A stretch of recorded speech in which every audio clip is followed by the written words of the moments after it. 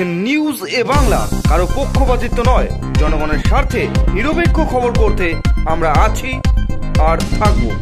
19 June অর্থাৎ বুধবার উত্তর 24 পরগনা জেলার বারাসাত 1 নম্বর ব্লকের অন্তর্গত শ্রীনগর ঘোলাকাছাড়ি রোড এলাকায় শিশু অপহরণকারী সন্দেহে একজন মহিলা ও একজন পুরুষকে বেধড়ক মারধর, পুলিশের গাড়ি ভাঙচুর ও সোশ্যাল মিডিয়ায় গুজব রটানোর অভিযোগে প্রথমত 18 জন অভিযুক্তকে বারাসাত আদালতে পেশ করে বারাসাত থানার পুলিশ।